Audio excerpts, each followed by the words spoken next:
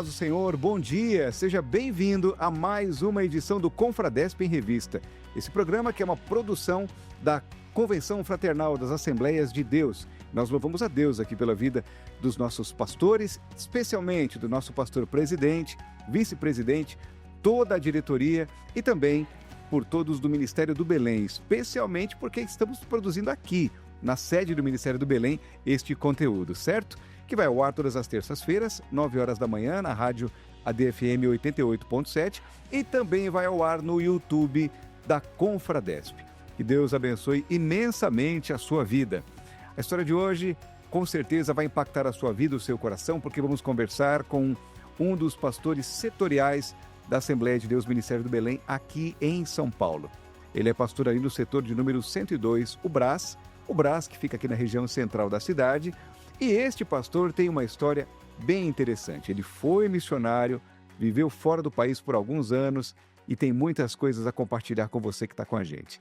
Com prazer, recebemos o pastor Carlos Henrique Alves, que está aqui com a gente para bater esse papo e contar um pouco da sua vida. Pastor Henrique, bom dia, paz do Senhor, seja bem-vindo. Amém. Márcio, a paz do Senhor, bom dia para todos. É um prazer estar aqui, agradecendo a Deus pelo convite e saudando a toda a audiência do podcast Confradesp em Revista. Muito bem, eu sei que o senhor gosta muito de comunicação. O senhor já fez rádio também, né, pastor? Não, na verdade não, mas eu participei de vários programas de rádio, estando na obra missionária, algumas vezes eu participei. Legal, muito bem, tá certo. Pastor Carlos Henrique, ele é casado, ele tem 2 filhos, né? Tem um casal, um menino de 31 anos que se chama... Felipe Henrique. E uma jovem casada recentemente, que ambos vivem na Colômbia, né? Ambos vivem na Colômbia, sim. Felipe Henrique vive lá desde os 2 anos e a Paola casou-se com um colombiano e regressou para a Colômbia faz 6 meses. Bom, o papai está aqui com o coração dividido. Os filhos moram ali na Colômbia e com certeza ele cria aí situações boas para de vez em quando dar aquele pulinho ali, matar a saudade e rever essa família muito especial. Pastor Carlos Henrique, me conte um pouquinho, como é que aconteceu o seu encontro com Jesus? Vamos lá do começo. Márcio, o meu encontro com Jesus, bom, nós vemos já de um lar cristão, né? O meu pai é cristão desde quando eu nasci, os meus avós são também, de maneira que eu já nasci numa família já de evangélicos, meu tio pastor. Então, desde pequeno, desde quando eu era criança, eu me lembro que eu estava na igreja, que eu corria na igreja. Então, a minha infância toda, eu me lembro já de estar na igreja, né? Então, graças a Deus, tive um encontro com o Senhor de jovem, recebi a Cristo como meu Salvador de jovem, mas a minha família já toda cristã desde nascimento. Tá certo. Para quem não sabe, quem é do Belém, frequenta o Belém, o pastor Henrique é filho de uma figura muito famosa aqui. Vou deixar o senhor contar um pouquinho sobre o irmão Toninho, o famoso irmão Toninho, né? Irmão Toninho, Márcio. De vez em quando eu falo com alguns pastores, quando ele aparece, e eu falo, benção, pai, né? Porque eu sempre saúdo meu pai assim, benção, pai. E as pessoas que estão ao meu redor falam, esse é seu pai? O irmão Toninho é seu pai? Eu falei, claro, ele é meu pai. E o pessoal se surpreende, né? Não sabia que era seu pai. Mas depois, olhando para mim, olhando para meu pai, tem uma certa semelhança, né? Então o pessoal fala, você parece um pouco com ele, sim. Meu pai, ele é aqui do Belém, ele é diácono da igreja. Hoje ele é presbítero da igreja. Só que ele gosta do diaconato. Ele é um diácono nato. Ele gosta de fazer o que ele faz dentro do que é servir na igreja, né? E eu agradeço a Deus porque ele vive no Belém. Eu creio que ele não falta nenhum culto no Belém. Eu me lembro, Márcio, que nós viajávamos para longe. E ele estando longe, ele dizia, nós temos que voltar porque tem culto hoje, eu não posso faltar. Inclusive na Colômbia, ele foi para a Colômbia.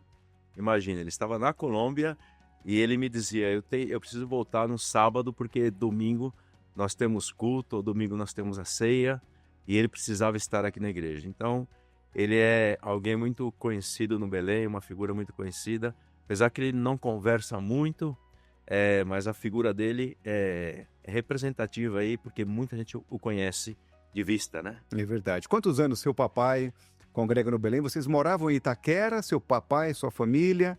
todos moravam ali e vinham congregar no Belém sempre? Era assim? O meu pai, nós começamos no Parque São Lucas. Meu pai congregava no Parque São Lucas. Quando eu era criança, eu me lembro, a primeira igreja que eu me lembro é a igreja do Parque São Lucas. Inclusive, o meu tio pastoreou o Parque São Lucas, pastor Flávio, uma época, muito tempo atrás. Então, nós congregávamos no Parque São Lucas. Do Parque São Lucas, nós viemos para o Belém, na época que inaugurou o Belém, ali na Conselheiro Cotegipe. Ficamos congregando mais ou menos 1 ano e pouco, só que nós vivíamos lá em Itaquera, era um pouco distante. E dada a necessidade que havia em Itaquera, pastor José Pereira, meu pai sempre foi maestro, né, de orquestra, de banda, então nós fomos congregar lá em Itaquera. Em Itaquera foi onde nós passamos a maior parte dos anos congregando ali, servindo a Deus lá no setor 9, juntamente com o pastor José Pereira da Silva. Muito bem. E a partir de que ano você se lembra, ou você chegou a congregar no Belém também? Não, no Belém eu congreguei, mas pouco tempo, Márcio. Nesse tempo, nesse interim antes de ir para Itaquera, eu creio que nós congregamos aqui 1 ano e meio, no comecinho do Belém, na Conselheiro Cotegipe, quando era lá no Porão. Não sei se você se lembrará, né? Talvez o porão é aquela parte ali que é como se fosse o refeitório embaixo. Exatamente, ali onde está o refeitório. Então, antes de fazer o templo em cima, nós congregávamos ali embaixo, na época do pastor Cícero ainda, né? Então, nós congregávamos ali no porão. Quando a igreja passou para a parte superior de cima, então nós fomos para Itaquera. Tá certo. Eu não me lembro o ano, não me lembro em que ano foi, mas foi nesse tempo. Muito bem. E aí o irmão Toninho ali, sua grande referência, vocês foram para Itaquera. E quando é que o pastor Henrique entende um chamado na sua vida ou começa a dar os seus primeiros passos no ministério?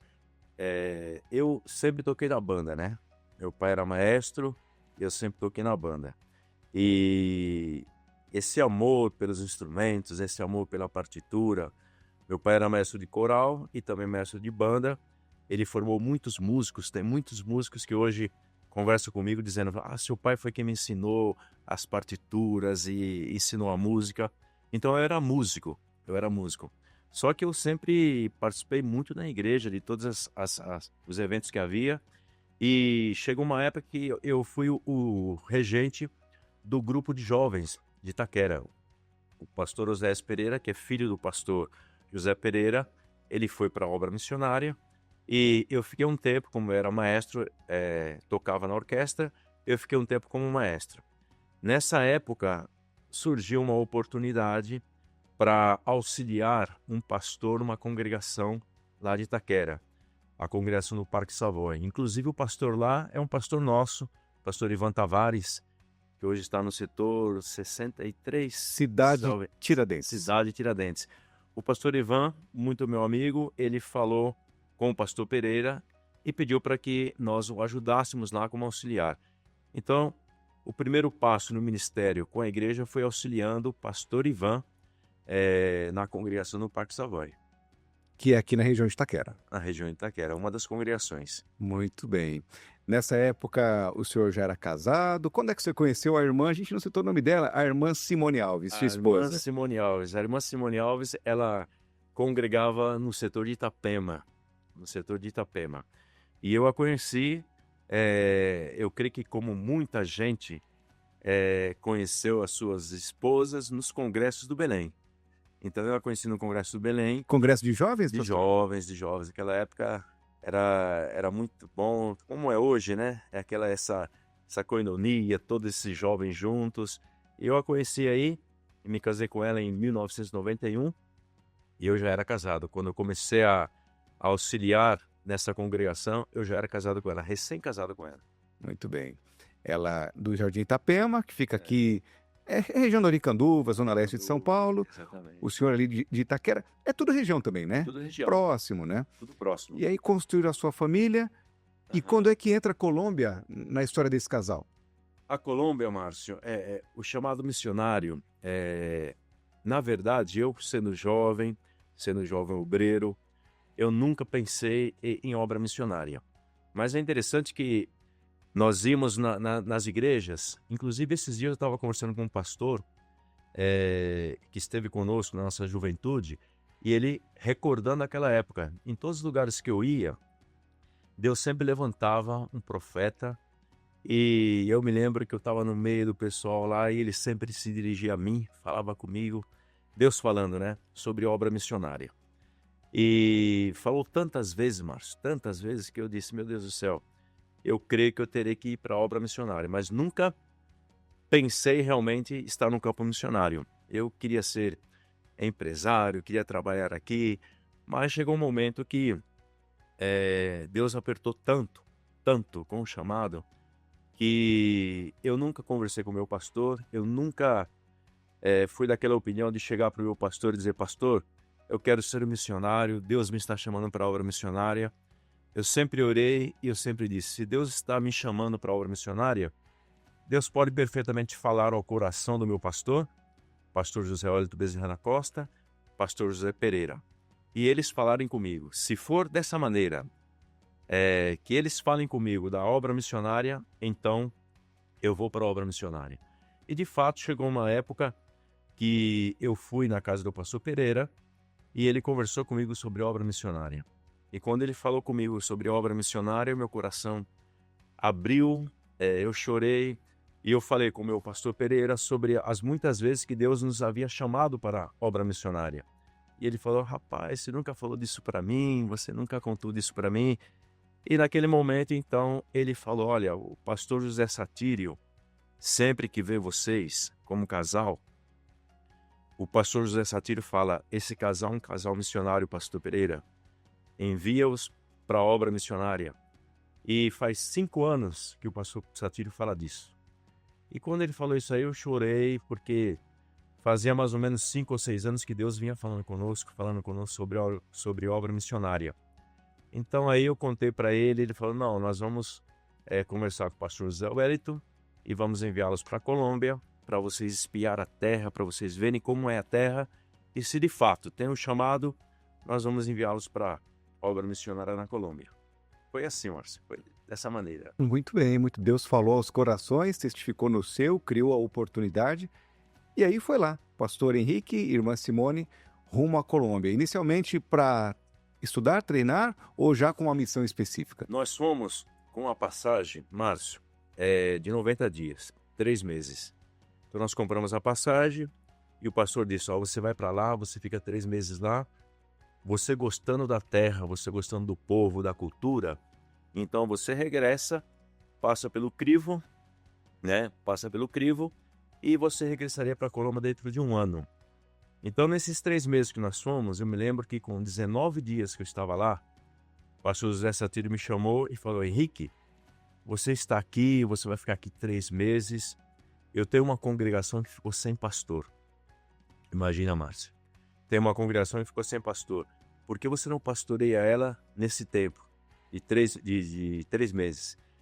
Para mim foi uma loucura aquilo, né? Eu falei, meu Deus do céu, nem o espanhol eu falo bem. Eu me lembro que eu falava aquela frase, hasta la vista, baby, por causa do filme, né? Eu não falava espanhol. Mas o pastor Satírio, com aquela linguagem dele de fé, né? Ele falou, não, pela fé, vai, pastoreia, você vai regressar para o Brasil. E eu falei, tá bom, pastor. Eu pensei, que honra de eu estar aqui no campo missionário por 3 meses de passeio e ter a oportunidade de pastorear uma das congregações do pastor. Eu aceitei o desafio e eu fui. Faltando 20 dias para regressar para o Brasil, o pastor Satírio me chamou e ele me disse, Henrique, eu conversei com o pastor Pereira, obviamente vai conversar com o pastor José Wellington, se você tomar a decisão e quiser ficar de uma vez aqui, você já ficaria de uma vez aqui. E eu falei, pastor Satírio, que decisão tão tremenda, né? Porque a ideia era ficar 3 meses, voltar para o Brasil e depois voltar depois de 1 ano. Fazer um curso de espanhol aqui e voltar depois de 1 ano. Então, quando ele fez esse convite, eu me lembro que eu falei, eu preciso conversar com a minha esposa. Eu vou conversar com ela. E quando eu conversei com a minha esposa, a irmã Simone, ela me disse, o que você respondeu, pastor Satírio? Eu falei, eu respondi que nós vamos orar. E ela falou, mas vamos orar, perguntar o que para Deus, se Deus já vem falando conosco há 6 anos. Então eu falei, meu Deus do céu, que tremendo que ela tomou essa decisão. E corroborou, né? Corroborou e nós tomamos a decisão junto e nós ficamos na obra missionária de uma vez, Márcio. Nós nem sequer voltamos para o Brasil. Esses 3 meses se converteram em 2 anos e meio. E nós regressamos para o Brasil depois de 2 anos e meio. E já ficamos no campo missionário. Eu fiquei com a congregação que eu pastorei por 3 meses. O senhor lembra onde era essa congregação? San Antônio del Táchira. San Antônio del Táchira é uma cidade na Venezuela. Então eu vivi em Cúcuta, cruzava a fronteira todos os dias e pastoreava em San Antônio del Táchira, que ficava mais ou menos a meia hora da minha casa. Mas eu vivia em Cúcuta, que é a cidade onde está o pastor Satírio. Nós cruzávamos a fronteira, já estávamos em Venezuela. E San Antônio é a primeira cidade da Venezuela, fronteira com a Colômbia. Qual a principal dificuldade o senhor enfrentou ali ao chegar nesse campo novo, nesse novo momento da sua vida, entendendo que Deus o direcionava junto à sua família, à sua esposa, sem crianças até então, né?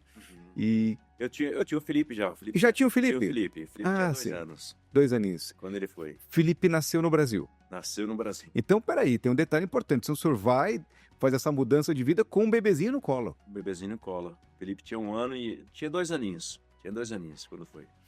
E o que essa família aí de 3 pessoas encontrou de desafios inicialmente? Márcio, os desafios lá são muitos, né? São muitos. Eu me lembro que, por exemplo, o espanhol, mais ou menos a gente compreende o espanhol, né? A gente, ouvindo alguém falar devagar, a gente compreende. Só que quando você chega lá, que você pisa lá, que você está na região, e você vê o pessoal falando entre eles, parece que eles estão falando japonês. Você não entende nada. A velocidade, né, pastor? A velocidade. Fora, como é que chama? As manias, as gírias, os trejeitos de cada região, né? Sim, é incrível. Então eu ficava lá no bairro, eu ia na cidade e o pessoal ficava conversando e eu não entendia nada. Eu não entendia nada. Que interessante. Eu dizia, mas meu Deus do céu, o espanhol mais ou menos eu compreendia, né? Ele entrava no meu ouvido, eu compreendia mais ou menos. Mas isso é aqui, falando devagar. Mas lá eu compreendi que a coisa era complicada. E eu me lembro que eu pregava 40 minutos, 1 hora, mas eu ficava lendo no jornal durante um dia todo. Ficava vendo as notícias, escutando espanhol. E eu tentava escrever o que eu ia pregar e pensando que ia durar 40 minutos, durava 20 minutos. E um montão de palavra errada, era muito difícil.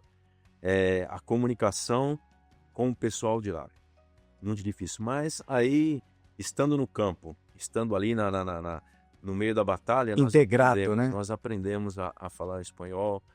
Um prazo muito curto, eu creio que com 4 meses, 5 meses eu já estava me expressando bem e já estava pregando melhor, já não tinha tanta dificuldade para pregar.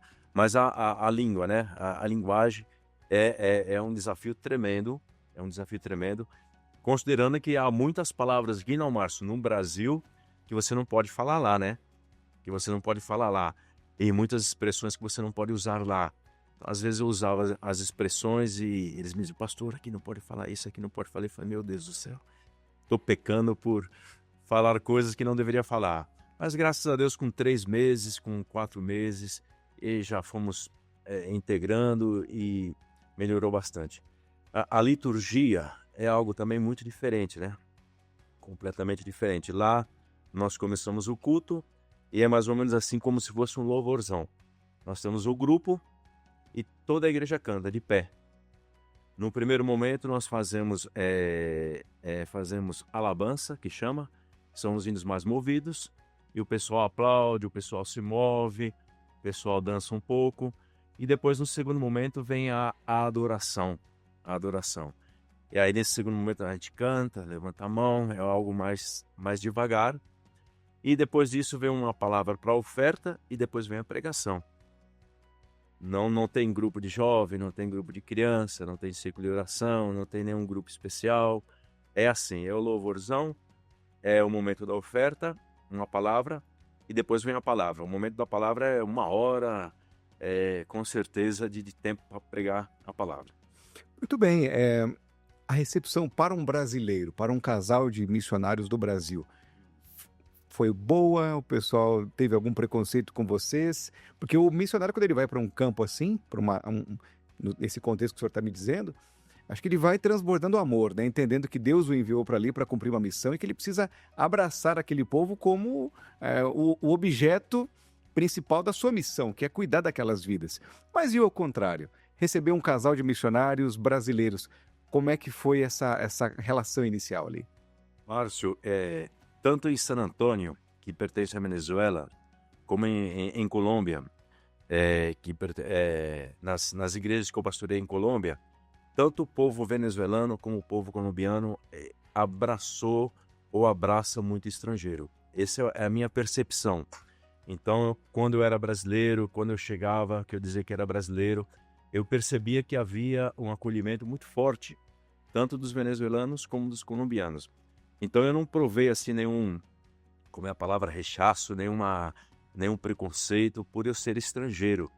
Eu creio que a aceitação era até maior sendo estrangeiro. Quando as pessoas chegavam na igreja e viam que o pastor era um pastor do Brasil, eles respeitavam muito.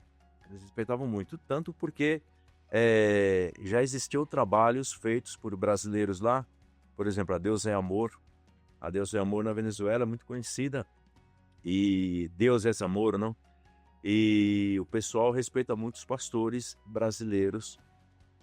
Também estava lá, lá se chama Oração Forte ao Espírito Santo, que é universal.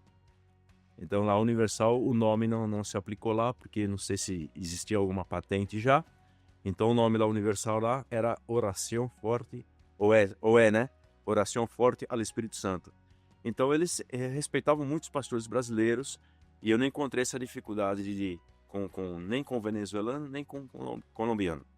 Nesse seu período lá, pastor, que totalizando, chegou a quanto tempo ali na Colômbia? 25 anos. 25 anos. 5 anos. Falávamos agora há pouco de viajar por 3 meses, de esperar em Deus no sinal de 5 anos, mas agora falamos de 25, né? É muito tempo, é uma vida. Uma vida inteira.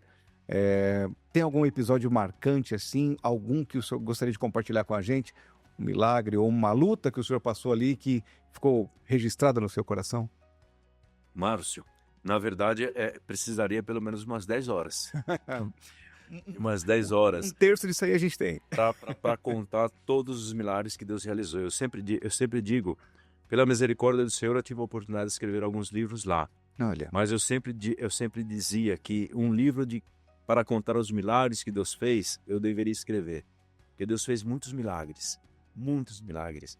Em San Antônio, que é uma cidade muito, muito mística, em San Antônio, Márcio, você chegava e você via placas nas casas, feiticeira, bruxa. Na igreja que eu pastoreava, pelo menos eu chegava 2 vezes na semana, estacionava o carro e eu via na porta da igreja uma fileira de sal branca cheia de vela vermelha e preta. Imagina, pelo menos 2 vezes na semana. E eu ia com a pazinha, tirava aquele sal, tirava aquelas velas. E eu me lembro que nós ganhamos uma senhora para Cristo e eu a batizei. Nós batizávamos no rio chamado Rio Táchira, lá na Venezuela. Tive o privilégio de batizar contadas 525 almas nesse rio, num período mais ou menos de 7 anos. Deus salvou muita gente ali em San Antônio. E uma delas foi essa senhora, uma senhora que era conhecida, entre aspas, não como a bruxa mais poderosa de San Antônio. E ela se converteu. E eu tenho a foto dela, inclusive no meu Facebook, com a bata branca sendo batizada no Rio Táchira. Mas eu via lá, Márcio, a opressão, o ataque do inimigo. E eu me lembro uma vez, por exemplo, em San Antônio, toda a cidade de Venezuela, Márcio, ela deve ter na sua entrada, de uma maneira representativa, o que representa os 3 espíritos que dominam a Venezuela. Então esse é um tema que todo venezuelano conhece. Lá na Venezuela são conhecidos 3 espíritos que se chamam Maria Leonça, Negro Felipe e Índio Guaicapuro. Esses 3 demônios são conhecidos em toda a Venezuela. Eles fazem rituais. Inclusive tem uma montanha lá chamada Montanha de Sorte, que vão gente aqui do Brasil, gente da África, participar disso aí. E em toda a entrada de toda a cidade, ou naqueles, como é que se chama, aquelas outdoor, né? Tem que ter essa imagem, ou estátuas. E em San Antônio tinha 3 estátuas desses 3 espíritos, né? Inclusive Hugo Chávez Frias, que foi o presidente da Venezuela, ele colocou no dinheiro venezuelano, o Bolívar, colocou a figura do Negro Felipe, Maria Leonça e Índio Guaicapuro. Hoje o Bolívar tem essas figuras no seu dinheiro. Por isso Venezuela está como está. E eu me lembro que quando eu entrava em San Antônio, essas três estátuas estavam na minha direita, e eu sempre entrava ali clamando, orando, olhando para elas. E de repente, eu percebi, eu falei com o irmão, eu não vejo conversão de alma, nós pregávamos a palavra, e eu não via muita conversão de alma. E um irmão chamado Júlio, ele me disse: pastor, sabe o que acontece aqui em Venezuela? É que aqui reinam os 3 espíritos, e me falou por primeira vez desses 3 espíritos. E eu disse: não é possível que o irmão esteja declarando isso, né? E eu me lembro que eu fiz um culto na praça pública, Praça Miranda, e eu aluguei um bom som, e eu fui nessa praça e preguei nessa praça, falando portunhol, mas eu preguei nessa praça, e eu falei: em San Antônio, em Venezuela, reinam 3 poderes. Então os irmãos olharam para mim e falaram: até o pastor vai repetir isso? Mas eu completei a frase dizendo: Pai, Filho e Espírito Santo. E eu declarei isso na praça principal de San Antônio. E Márcio, depois de uma semana, ou um pouco mais, eu passei na ponte onde estavam os 3 espíritos, as 3 estátuas representando os 3 espíritos, e elas caíram. Elas caíram. Ficaram só as bases ali, 3 bases de ferro que estão até hoje. Eu tirei a foto das 3 bases de ferro, onde antes haviam 3 estátuas. Elas caíram no chão e se despedaçaram, porque eram de gesso, né? Eram de gesso. Se despedaçaram. Então eu falei com o alcalde, com o prefeito da cidade, e nós apresentamos um projeto. E o projeto era pintar todos os muros feios da cidade. Onde havia um muro feio, a gente ia lá, reformava o muro, pintava de branco, pintávamos uma paisagem e colocávamos um versículo. E na entrada de San Antônio tinha um muro feio. Então nós pintamos esse muro, fizemos uma paisagem muito conhecida da cidade e colocamos um versículo bíblico. Então San Antônio ficou como, eu creio que a única cidade onde na sua entrada não havia as 3 estátuas representativas. Havia essa paisagem com um versículo bíblico e com o endereço da Assembleia de Deus. Que coisa linda. O poder da palavra, né, pastor? Um missionário que chega no lugar ali e entende o seu papel e entende que Deus o incumbiu de fazer algo grandioso, sem medo, né? Porque o senhor enfrentou realmente aquelas potestades ali nessa situação e Deus, como sempre, mostrou quem é realmente, que é maior acima de todas as coisas, né? Sim, até o dia de hoje, na entrada está esse desenho com o endereço da igreja. Muito bem. Estou batendo um papo aqui com o pastor Carlos Henrique Alves, ele é pastor setorial em São Paulo, na Assembleia de Deus Ministério do Belém, setor do Brás, setor de número 102. Esse homem de Deus aqui foi missionário ali na Colômbia por mais de 25 anos e hoje é pastor aqui em São Paulo. Você está acompanhando aqui esse bate-papo, se quiser deixar o seu comentário, enviar para alguém essa história, tenho certeza de que vai abençoar muita gente, tá? Você pode deixar seu comentário aqui no YouTube ou também através do WhatsApp da Rádio ADFM, 11 20810475. Muito bem, e nasceu então depois ali a sua filha, né? O senhor tem um casal de filhos, irmã Simone. Como é que era a irmã Simone convivendo nesse cenário todo de afrontamento realmente ali, das potestades, de um ambiente totalmente diferente do que ela cresceu aqui no Brasil? Agora esposa de um pastor, entendendo o chamado e com 2 crianças, né? 2 crianças. Márcio, ela chegou lá e ela não participava muito, né? Como esposa de pastor, ela não participava muito. Só que na Colômbia, na Venezuela, a participação feminina, ela é muito mais acentuada, né? Nós temos na Colômbia pastoras lá na Colômbia, e ela começou a se envolver na obra, primeiramente cantando. Sempre cantou? Ela tem uma boa voz, ela canta, só que ela não cantava muito aqui no Brasil. Eu me lembro, inclusive, quando eu pastoreava no Brasil, eu pedia para ela cantar, ela dizia, não vou cantar, tem muita gente que canta aqui, porque o Brasil é um celeiro de musical impressionante, né? E ela não cantava muito aqui, mas lá, dada a necessidade, que nós fazíamos esse louvorzão no começo, ela começou a cantar. E cantando, eu me lembro que a primeira vez ela venceu lá houve uma competição, um campeonato, e ela venceu, e ela ganhou uma gravação, e ela gravou, e ela começou a cantar. E ao mesmo tempo ela começou também a estudar a palavra, e ela começou a pregar. Então ela desenvolveu muito essa área da pregação da palavra e também cantando, né? Ela era muito convidada para cantar em vários lugares. E ela saía, cantava, pregava a palavra e me ajudou muito nesse item. Quando nasce a Paola, quando nasce o seu filho Henrique, que já chegou lá, né? O Felipe Henrique, o convívio com os seus irmãos ali da igreja, com a população, era tranquilo também? Era tranquilo. O Felipe, ele foi com 2 aninhos.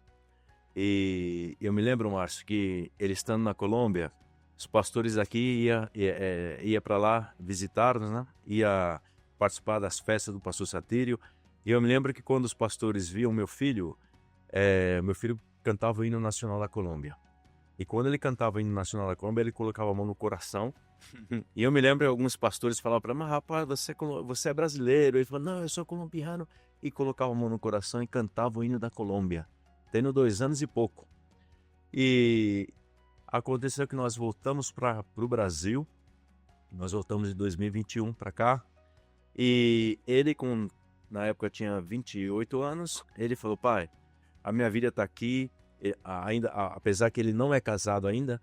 Falou, pai, eu vivi a vida toda aqui. Eu não quero voltar para o Brasil.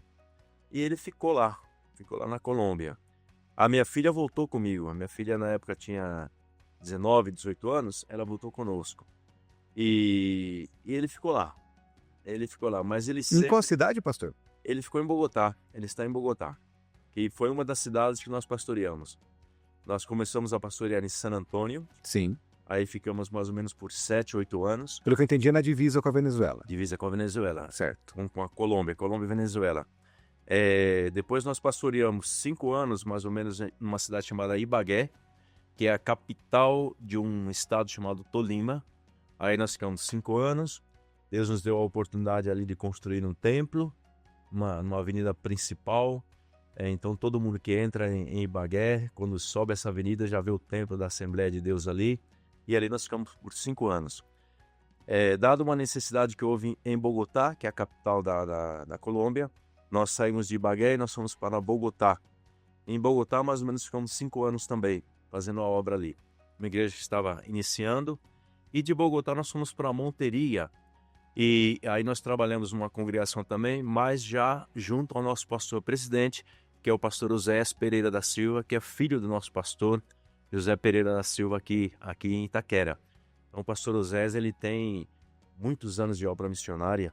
E nós fomos a Monteria, já estávamos debaixo da cobertura dele, em Bogotá, em Ibagué, e nós fomos a Monteria, na mesma cidade, com ele, pastoreando uma congregação, mas ajudando ele bastante também na sede. Muito bem. E aí começa a caminhar ali o seu período para concluir, né? Mas antes eu queria entender um pouquinho como é que é a Colômbia na sua época, como é que estava a economia, a cultura, que é um país realmente que a gente sempre vê nos noticiários aí, né? Me conta um pouquinho, pastor. Ô Márcio, a Colômbia é um país extraordinário. Esse é meu conceito, um país extraordinário. Eu me lembro, por exemplo, que aqui no Brasil, na época que eu fui para lá, em 96, aqui no Brasil a inflação era uma coisa absurda, né? Era uma coisa impressionante. Lá na Colômbia, a gente vê a estabilidade. Nós vimos que durante um ano, os juros que haviam lá eram de 2%, 1% e pouco ao ano. Então, um país muito estável durante 5, 10 anos, não aumentava essa inflação. Inflação muito baixa. O problema da Colômbia, obviamente, na minha época que eu cheguei, realmente eram os grupos armados, né? Os grupos armados. Na época que eu cheguei, era muito forte. Você se lembrará do Pablo Escobar. E, Márcio, nós ouvimos por várias vezes, estando dormindo, bomba explodindo. E o pessoal nas cidades de Cúcuta, por exemplo, várias vezes nós acordamos com bomba explodindo. Então era perigoso naquela época, mas a economia é muito estável, muito estável. Então não havia assim um desenvolvimento tão grande, porque as empresas tinham medo, obviamente, de vir à Colômbia, devido aos grupos armados, né? Guerrilha e outros grupos que há lá. Mas uma economia muito estável. E vai melhorar muito, Márcio. Vai melhorar muito porque o presidente que entrou agora, graças a Deus, é um homem que eu tenho plena certeza que vai fazer um governo maravilhoso em Colômbia. Muito bem, o senhor falou que ficou 25 anos ali e o senhor chegou a se tornar colombiano também, se nacionalizar? Não, eu não me nacionalizei, por quê? Porque quando eu cheguei, como eu estava em Venezuela, apesar de viver em Cúcuta, eu tirei os meus papéis por Venezuela. Então, durante mais ou menos 10 anos, 8 anos, eu tive os papéis por Venezuela. Quando eu entrei em Colômbia, eu tirei o meu papel, o meu documento colombiano, mas eu renovava a cada 5 anos. Não cheguei a tirar a nacionalidade, eu poderia ter tirado a nacionalidade, mas não tirei. Então, eu renovava a cada 5 anos o meu visto lá, né? Que era visto de residente, se chama. Então, foi assim. Muito bem, tá certo. Como é que essa história na Colômbia começa a caminhar para um final? São 25 anos aqui no seu relato, mas imagino que, para quem está fora da sua nação, eu tenho essa impressão, pelo que eu ouço muita gente falar, é como se o tempo parasse, né? Porque o desafio é gigante, mas tem aquela coisa da saudade, do convívio com os familiares longe. Nesse tempo, o senhor ficou vindo ao Brasil também, pastor? Eu vinha muito ao Brasil. No começo não, né? No começo era muita dificuldade vir para o Brasil. Eu me lembro, Márcio, e os que conhecem aqui como era Colômbia e Brasil naquela época, saberão que havia um voo na semana, que era na quarta-feira. E era um avião, rapaz, um avião enorme, velhão. Dava a impressão que era velho, mas era um voo na semana, na quarta-feira.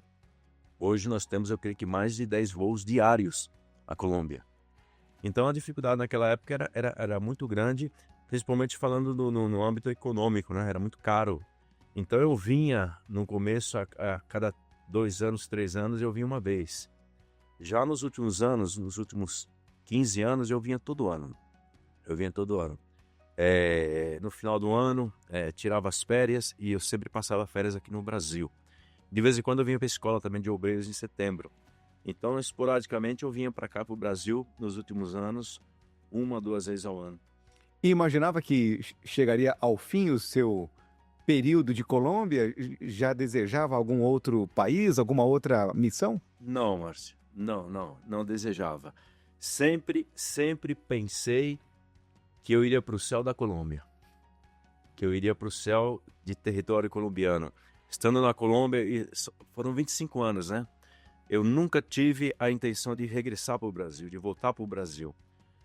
Apesar de que, eu me lembro que a última frase da irmã Wanda para mim, lá no porão lá do Belém, ela me saudou e ela falou: meu filho, muito tempo lá fora já, né? Já é tempo de voltar. Ela falou isso para mim, foi a última frase da irmã Wanda para mim. E eu não tinha intenção de voltar, Márcio, para o Brasil. Mas na época da Covid, eu me lembro que nós viemos para o Brasil passar férias. E nesse momento aí, para regressar a Bogotá, a prefeita fechou a cidade de Bogotá. Então eu estava aqui no Brasil, terminando em janeiro, eu estava no Brasil e a minha família iria voltar 20 dias depois. Eu voltaria antes para pastorear, porque nós tínhamos culto só domingo, não estava permitido fazer culto na semana. Então eu iria voltar para pastorear e fazer os cultos domingo. O senhor está falando de janeiro, mas é o janeiro já com a pandemia em andamento? 2021. Então já em andamento. Já em andamento. Tá. Isso em 2020, mais ou menos. Mais ou menos em março. Depois de um ano de pandemia, mas 2021 estava no auge, né? Lá no auge da pandemia. Aquelas, como é que chamava? Aquelas cepas novas as variações dos vírus. As vacinas ali naquele ritmo desenfreado, faltando vacinas em algumas regiões, pessoas com medo de tomar a vacina também por conta de questões. Toda essa loucura. Então, nesse meio todo aí, eu iria voltar, eu me lembro que eu iria voltar no dia 22 de janeiro, e a prefeita fechou a cidade. Falou, não se faz nada, nenhum evento. Então eu falei, eu não vou voltar agora, porque não tem sentido eu estar só lá. A minha família iria voltar em fevereiro, então eu mudei a minha passagem para voltar em fevereiro. Iríamos voltar dia 18 de fevereiro, mais ou menos, salvo engano, mais ou menos por aí. E aí, 2 dias antes de regressarmos à Colômbia, o presidente fechou a fronteira do país. Conclusão, não poderíamos viajar para a Colômbia, não poderíamos voar para a Colômbia. E eu fiquei, terminando fevereiro. Em março, a minha família se enfermou. Toda a família se enfermou. Nós não, porque nós havíamos tido Covid lá em novembro. Então eu creio que nós estávamos imunizados.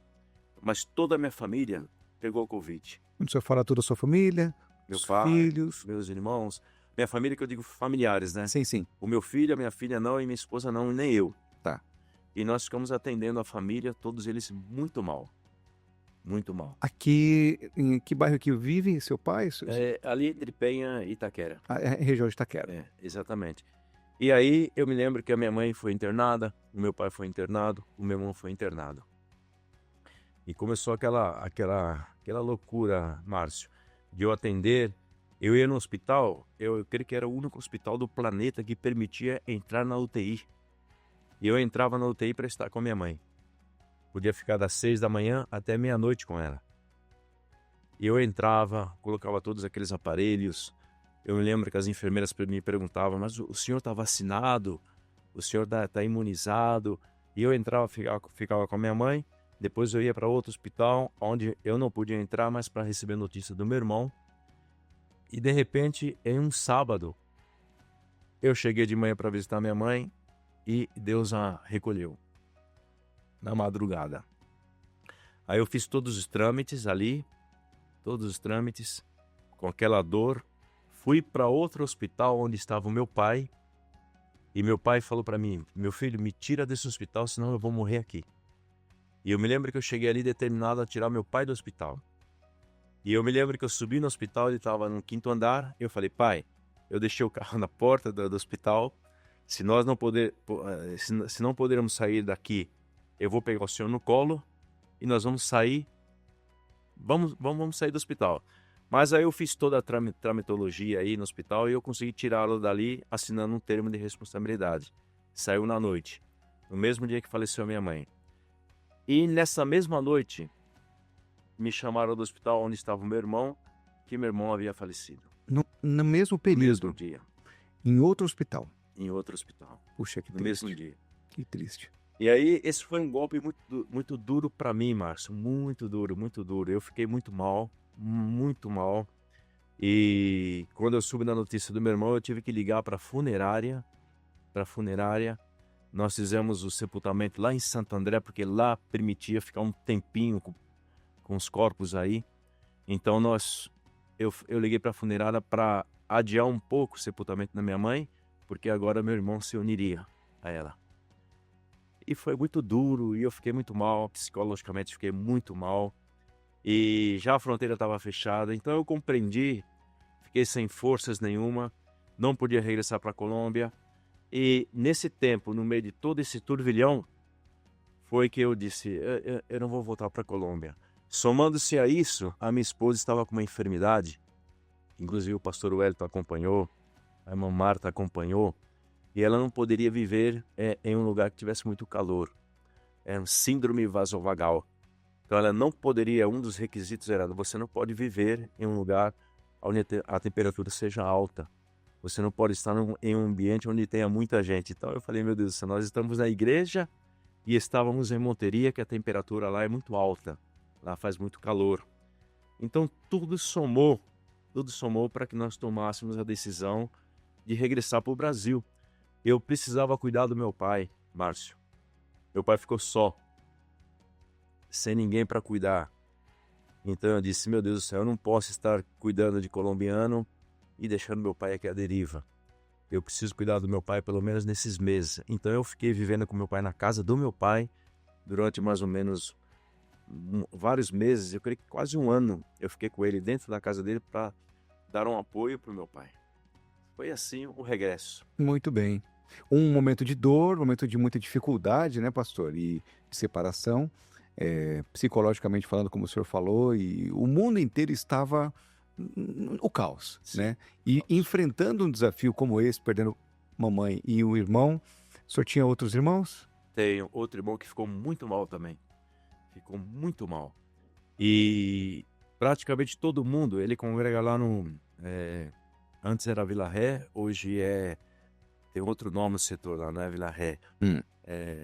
Vila Salete. Vila Salete. Vila Salete. Sim, sim. Ele ficou muito mal.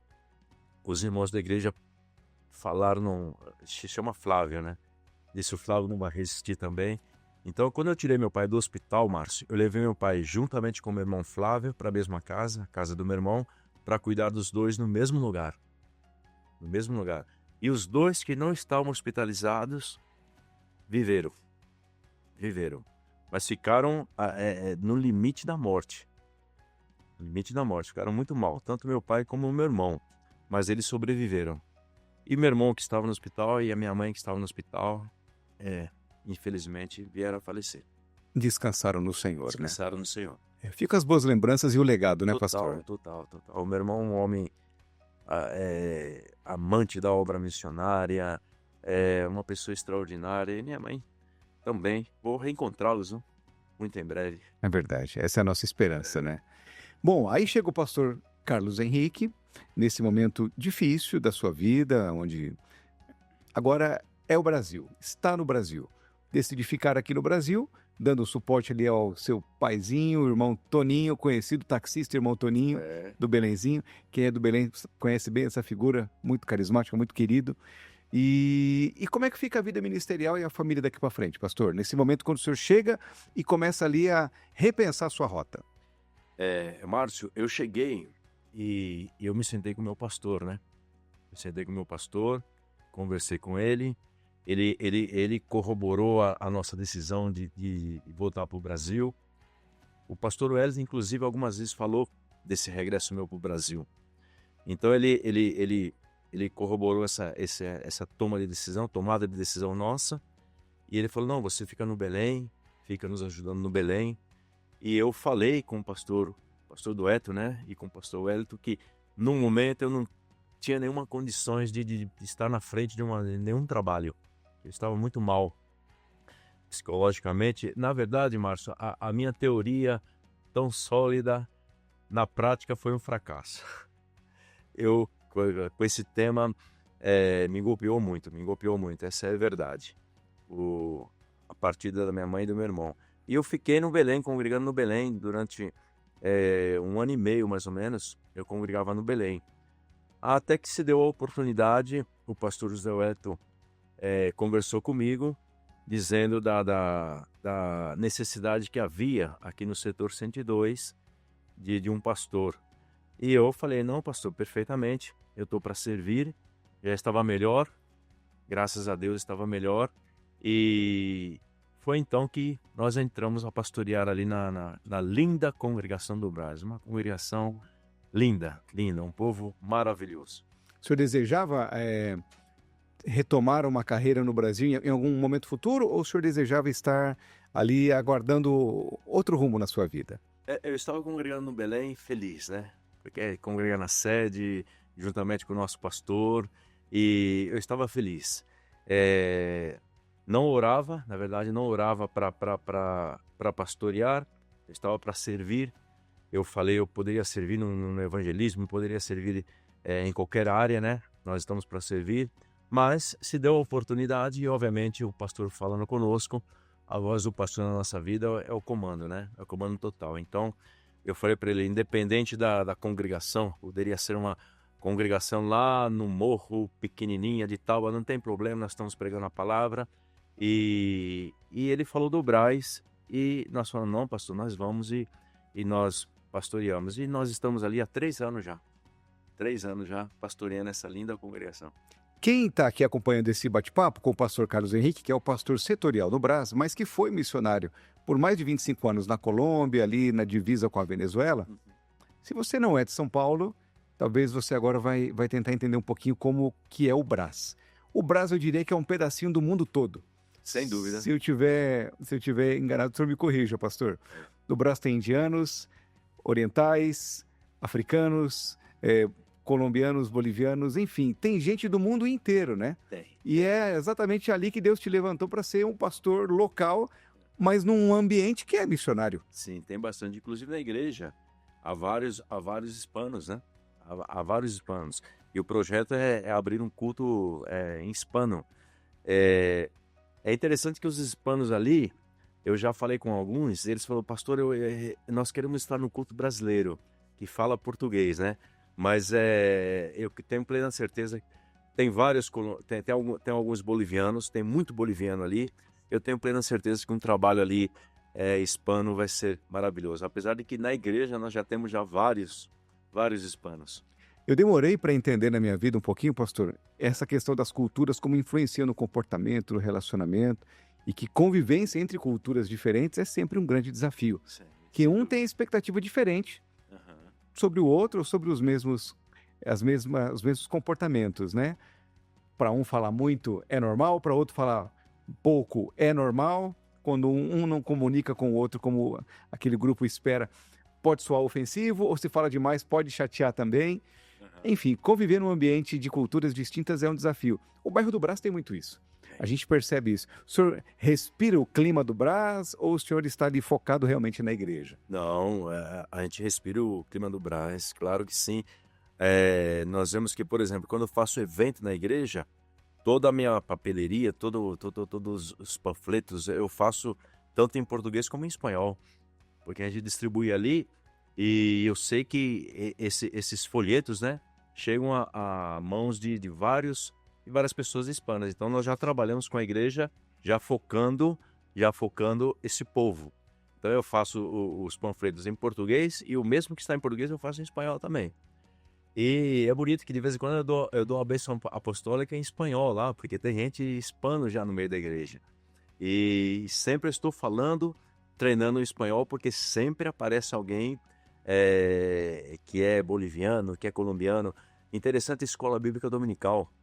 Domingo pela manhã, nós temos uma grande quantidade de hispanos aí, na escola bíblica dominical. Quer dizer, do grupo que está, 30% mais ou menos já é de hispano que está na escola bíblica dominical. Que interessante. Olha só, como Deus faz as coisas, né? O senhor foi exatamente para um lugar onde a tua experiência, a tua bagagem ministerial é muito útil, né, pastor? Claro. Se o senhor tivesse indo para uma região onde não tivesse hispanos, talvez isso ficaria ali na memória, mas hoje o senhor está realmente colocando em prática, né? Sim, colocando em prática e eu tenho plena certeza que isso vai aumentar, vai maximizar, porque ali se permite fazer um trabalho bonito ali com hispanos. Legal. O senhor falou que construiu templos ali na Bolívia e diversas vezes conversando com o pastor Carlos Henrique aqui na nossa igreja, nos momentos que nos encontramos, ele compartilhou um pouco da sua experiência profissional. O senhor é construtor também? Trabalhei em construção civil, a minha área é essa, né? Eu estudei edificações. Aqui no Brasil? Aqui no Brasil, comecei a fazer engenharia civil e, por exemplo, a estação aqui da Barra Funda, a gente fala assim, eu construí, né? Mas não é, eu era assistente técnico naquela época, mas a gente tem esse linguajar. Nós construímos ali a estação da Barra Funda, Terminal Urbano Norte, Terminal Urbano Sul, e nós construímos o Memorial da América Latina. Não sei se você conhece, Márcio. Claro. Memorial da América Latina. Do começo ao fim eu participei daquela obra como assistente técnico na obra. Eu tinha reuniões, eu participei de reuniões com o Oscar Niemeyer. Eu tenho um projeto assinado pelo Oscar Niemeyer, obviamente um grande arquiteto que todos conhecem. Então eu trabalhei sempre nessa área.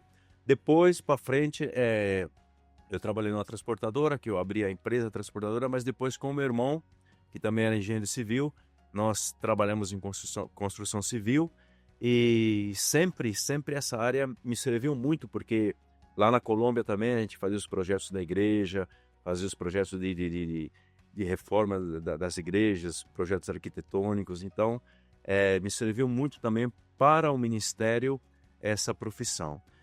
Voltando aqui para o Brasil, eu reativei uma empresa construtora, eu tenho essa empresa aberta, nós prestávamos serviço para a Faculdade Cruzeiro do Sul, para o Banco Santander, fazendo reformas. Muito bem. Para o senhor é importante para um homem, uma mulher que deseja servir a Deus, que ele tenha uma profissão também definida.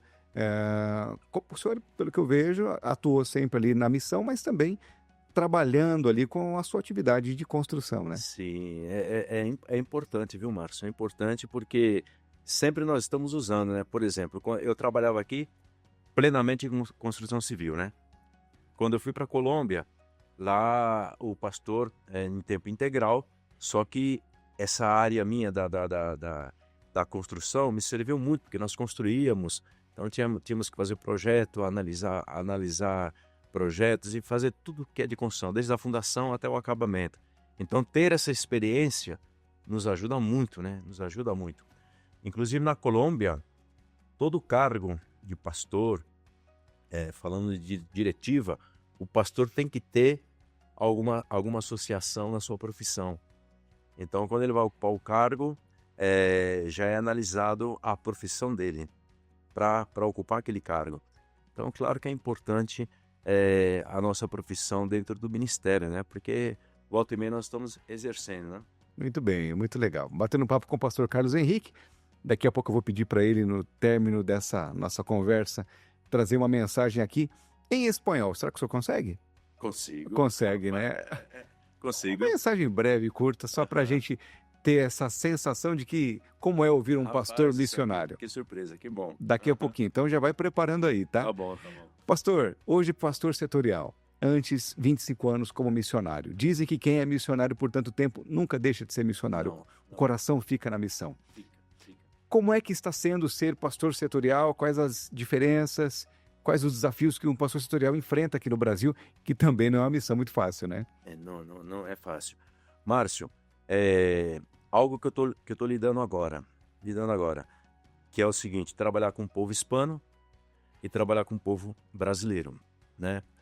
Eu vejo uma diferença muito grande aqui.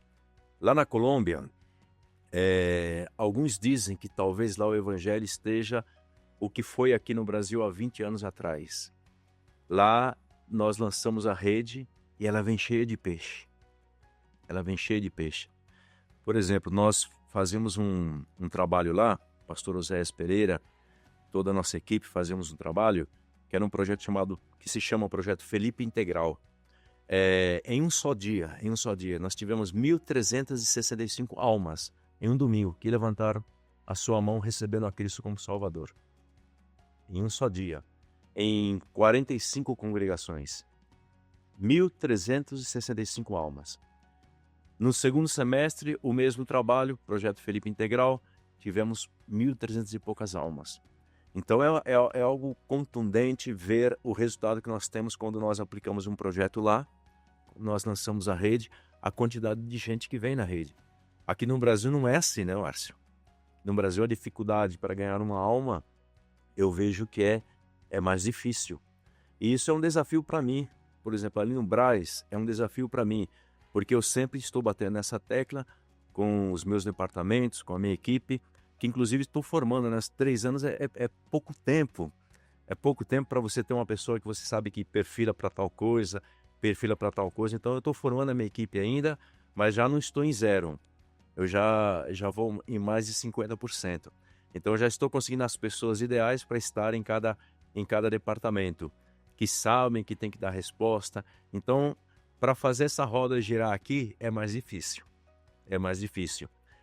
Aplicar um projeto na igreja para ter um resultado contundente é um pouco mais difícil, mas não é impossível, né? Não é impossível. Então nós estamos trabalhando isso muito na igreja. Então essa diferença eu vejo, porque lá nós já estávamos numa rotina, uma maquinária funcionando, que nós aplicávamos vários projetos, principalmente evangelísticos. E nós víamos o resultado em todos eles. Projeto para criança, projeto para jovem, projeto para mulheres, para varões e para toda a igreja. E sempre nós tínhamos um resultado contundente. Aqui eu não vejo essa resposta ainda. Eu creio que na intensidade que havia em Colômbia, talvez nós não alcancemos aqui, mas nós podemos quase chegar. Então nós estamos trabalhando isso nesse momento, nessa formação de equipe para ganhar almas para Cristo, né? Aqui a igreja brasileira é uma maravilha, porque o crescimento da igreja brasileira é impressionante, né? É impressionante. Mas quando nós vamos fazer uma análise pontual de quantas pessoas não convertidas, que não conhecem o evangelho, realmente estão entrando para a igreja, o número não é muito grande, né? O número é pequeno. Então nós estamos tocando isso aí, nós estamos tentando corrigir isso aí. Muito bem. Que conselho o senhor dá para quem deseja fazer a missão? Sabe que uns 30 anos atrás, 20 anos atrás, eu via muito esse desejo nos jovens. Eu via obreiros que estavam ali na sua fase inicial, sonhando com essa possibilidade de somar na missão de alguma maneira, de ir a outra nação. E eu confesso que nos últimos tempos eu tenho ouvido pouco isso. Não sei se é somente uma experiência minha, mas me parece que essa temática era mais intensa há uns anos atrás. Esse desejo surgiu no seu coração, revelado por Deus, e o senhor conseguiu realizar. É uma referência para quem fala em missão aqui em São Paulo hoje. E para esse jovem que quer ir para a missão, deseja fazer a missão, dá um conselho para a gente, pastor. Eu tenho plena certeza, Márcio, que assim como a minha experiência falei aqui anteriormente, é essa.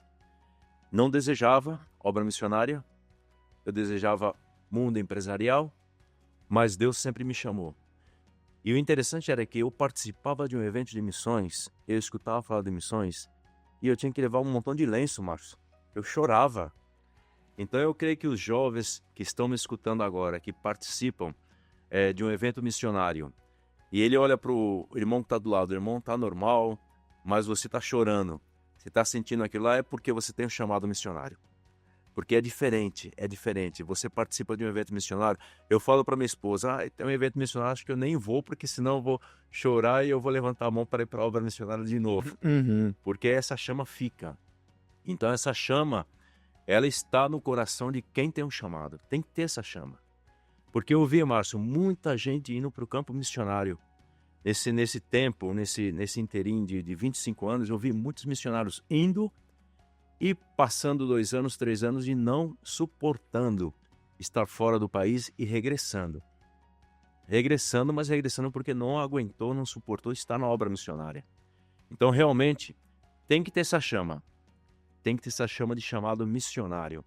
Não é, eu vou experimentar. Não, tem que ter esse desejo. E quem está me ouvindo sabe quando que esse desejo está presente. Porque participa de um culto missionário, ele ouve falar de missões, ele ouve alguém dando estadísticas de missões, ele chora, ele sente o desejo, ele fala, meu Deus do céu, eu poderia estar. Então, se você tem esse chamado, é porque realmente isso está na sua vida. Eu nunca me manifestei ao meu pastor dizendo, pastor, me envia para a obra missionária. Eu nunca fiz isso. Eu esperei e eu sempre orei a Deus para que Deus falasse com o meu pastor, ao coração do meu pastor, especificando o pastor José Wellington Bezerra da Costa e o pastor José Pereira, que era o meu pastor setorial. E Deus falou ao coração do meu pastor. Um dia eu fui na casa dele, inclusive ele até falou para mim, ele me propôs que eu fosse o engenheiro, ele falou assim, eu queria que você fosse o engenheiro das construções do setor. E eu falei, meu Deus do céu, essa chamada não existe, né? E eu falei uma frase, até uma frase, digamos, infantil, mas eu falei para ele, pastor, eu prefiro ser chamado pastor que doutor. Falei para ele.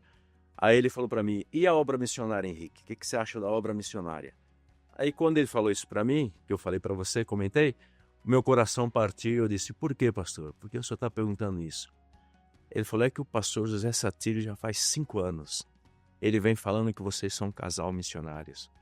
Você quer ir para a missão? Então, quando ele falou isso, eu compreendi que era Deus ajeitando tudo, né? Era Deus confirmando realmente eu quero você na obra missionária. Então, se você tem esse chamado missionário, primeiramente você tem essa chama no coração. Você chora, você quer participar de evento de missões, você ama a obra missionária. E segundo, eu tenho plena certeza que, tendo a necessidade, Deus vai, através dos condutos regulares, Deus vai falar com um pastor que tem a possibilidade de te enviar para a obra missionária e vai te convidar, vai falar, olha, queremos enviar você para a missão, estamos precisando, você está disposto? É isso que aconteceu comigo e eu creio que esse é um caminho bastante normal para quem quer ir para a obra missionária. Uma pergunta que eu não posso deixar de fazer, como é que é a sua relação com o pastor José Satírio? José Satírio emociona quem o conhece, quem conhece a sua história, né? E o senhor teve o privilégio de estar pertinho dele, pelo que eu entendi. Todo o tempo, Márcio. O meu escritório era do lado do escritório do pastor José Satírio. Eu convivia com ele todos os dias. Desde manhã, porque lá o pastor ele vai de manhã, ele chega de manhã na igreja, ele chega cedo. No estacionamento sempre tinha o meu carro e o carro dele. E ele fica no escritório. Então eu ficava no meu escritório, que era quase do lado dele. Era uma torre e outra torre, e eu ficava ali. E a relação com ele é o avô dos meus filhos. Ele era aquele pastor que sempre estava em casa, que eu sempre estava na casa dele. Aprendi muito com ele. É alguém totalmente admirável, um pastor que traz muito ensinamento para a nossa vida. E eu convivia com ele, Márcio, o dia todo. De vez em quando ele me chamava, Carlos, vamos aqui no banco. Eu ia no banco com ele, ia na padaria com ele, tomava um café com ele. Então, e sempre que ele está aqui no Brasil, nós temos a oportunidade de estar juntos. E é uma relação de muitos anos, né? Eu fiquei com ele precisamente 8 anos. Depois nós saímos, fomos para cidades distantes, mas o relacionamento sempre o mesmo. Ele sempre foi a nossa cobertura espiritual na Colômbia, né? Coisa linda. Coisa linda. Se você não conhece esse nome ainda, eu não sei como você não conhece. É até estranho, né? Referência. Mas pesquise aí, conheça um pouco do trabalho desse servo de Deus que foi para um lugar ali, realmente onde não tinha nada, né, pastor? E tudo se fez através do trabalho e, obviamente, a fé desse homem em ver a mão de Deus e entender o chamado. Pastor José Satírio, uma referência, breve vai estar por aqui com certeza, a gente vai ter a chance de bater um papo. Ele vai estar, eu creio que eu posso anunciar, porque já está anunciado, ele vai estar em Rio Claro no próximo mês. Mês de agosto ele vai estar em Rio Claro pregando. E provavelmente vai encontrar o senhor para tomar aquele cafezinho. Nós vamos estar aí, sem dúvida. O café colombiano é bom, né? É bom, Márcio, o café colombiano exportado, ele é muito bom. Se você compra um café colombiano aqui no Brasil, é do melhor, E lá na Colômbia também, é muito bom. Os poucos países que eu visitei aqui na América do Sul, a gente procurava ou café brasileiro ou café colombiano. Muito bom. Que dizem que é muito bom. Juan Valdez. E não é barato, né, pastor? Aqui não é barato, não. Tem muita qualidade, né, Márcio? Tem muita qualidade. Você vê um saquinho de café colombiano, pode ter 20. Inclusive no aeroporto vende uma caixinha com... Que eu me lembre, eu comprei uma caixinha com 8 sabores. Mas tem muito mais. Interessante. É muito bom. Eu já sugeri, mas ninguém ouve meu conselho. A gente tem que fazer um podcast aqui só sobre café. Porque todo pastor que vem aqui tem alguma dica para falar sobre café ou conhece algum café diferente. Olha aí. Então poderia ser Café com Pastor, que era até o programa ali da Rádio ADFM. Pastor, é bom falar contigo. Como é prazeroso escutar suas experiências e ver o quanto Deus te usou e te usa ainda nos dias de hoje. E que o Senhor possa continuar te fortalecendo aí nos seus desafios. Esteja aqui mais vezes. Mas essa audiência que ouviu aqui o seu testemunho, quero ouvir também aqui uma breve meditação da Palavra de Deus. Se o Senhor vai fazer em espanhol ou em português, esteja à vontade. Aquela câmera é sua. Aquela ali. Nos entregue aí uma palavra breve e em seguida uma oração para a gente fechar esse nosso bate-papo. Pastor Carlos Henrique, pastor setorial no bairro do Brás, foi missionário por 25 anos na Colômbia, nasceu aqui em São Paulo, congregou em Itaquera, ao lado do pastor José Pereira, pastor José Wellington Bezerra da Costa, e entendeu um chamado maravilhoso na sua vida, atendeu a esse chamado e hoje tem uma linda história para contar. E claro, serve a Deus com a mesma intensidade do que nos primeiros tempos, do que no momento em que ele foi ali para a Colômbia fazer aquilo que Deus o chamou para fazer. Casado com a irmã Simone, pai de Paola e também do menino que é o Felipe Henrique. E já tem netinhos? Não, por enquanto não. Muito em breve, talvez. A minha filha casou faz um ano. Fez um ano agora em junho. E casou-se com um colombiano, para ver o que Deus faz, né? Então... A da minha filha, desculpa tomar um tempinho aqui. Sem problema. Ela sempre me disse, papai, o meu primeiro namorado vai ser o seu genro. Ela sempre me disse isso. Ou seja, ela falou, meu primeiro namorado vai ser o homem com quem eu vou casar. E eu me lembro que ela conversa muito comigo, né? E ela veio conversar comigo e falou, papai, eu tô conversando com um rapaz. E eu falei, meu Deus do céu. Aí eu comecei a pensar onde é que eu estive pregando, né? Aham. Em que cidade, em que setor que eu estive pregando, que se os pastores aonde eu estive pregando tinha filho ou não. Eu pensei isso. Mas ela falou, papai é um colombiano. E eu falei, não é possível que Deus vai fazer isso, mas Deus fez. Um excelente jovem, um excelente homem que Deus preparou, e ela se casou ano passado em junho, já faz um ano que está casada. Muito E bem. está vivendo lá na Colômbia. Olha só, para arrumar uma desculpa pro papai lá de vez em quando fazer uma É visita. verdade, tomar um cafezinho lá. Café colombiano. Isso. Pastor, aqui está a nossa audiência, fica à vontade. Tá bem. Bom, como o irmão Márcio me dá a oportunidade de trazer uma porção da palavra rápida, e ele me pediu para fazer isso em espanhol, eu vou fazer.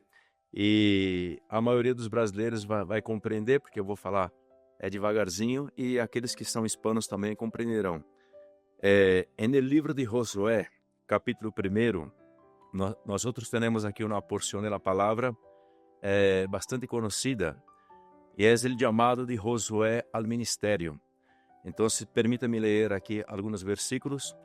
Diz o versículo 1, e sucedeu depois da morte de Moisés, servo del Senhor, que el Senhor habló a Josué, hijo de Nun, servo de Moisés, diciendo, Moisés, mi siervo, es muerto, levántate pues ahora, cruza este Jordán, tú y todo este pueblo, a la tierra que yo le doy a los hijos de Israel. Bueno, nosotros tenemos aquí 9 versículos que ustedes poderão observar em suas Bíblias, e nós outros teremos aquele chamado de Josué para que levar o povo de Israel a entrar na terra de Canaã.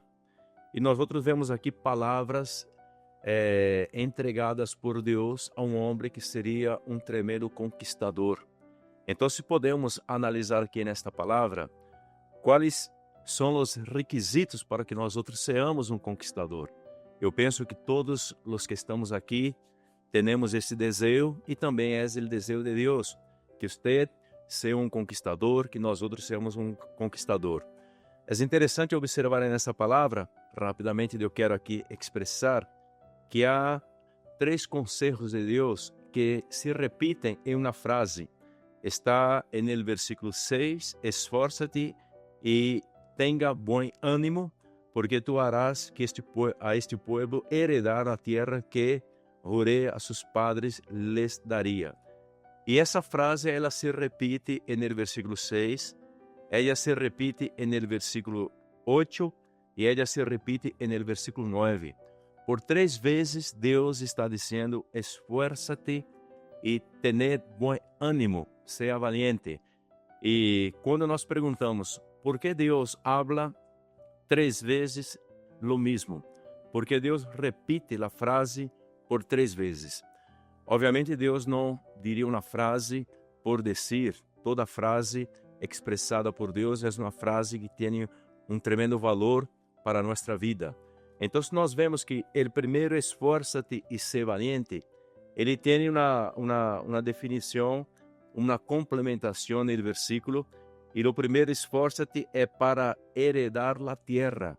Então, nós outros vemos aqui e podemos observar que o esforço que Deus pede a um conquistador é um esforço, podemos colocar aqui na palavra, físico, intelectual, era possuir a terra, era pelear por la terra, era fazer os planos em la terra. Então, Deus está demandando aqui a um conquistador o esforço físico, mental, intelectual. Então, nós outros vemos que um conquistador não pode ser um conquistador se ele não tem essa qualidade em sua vida, do esforço físico. Depois Deus habla, esforça-te e ser muito valiente por segunda vez. E a segunda vez ele habla sobre a palavra, para que o povo não se alejara de la palavra nem a la derecha nem a la izquierda, que se concentrara em la palavra e que meditara em la palavra.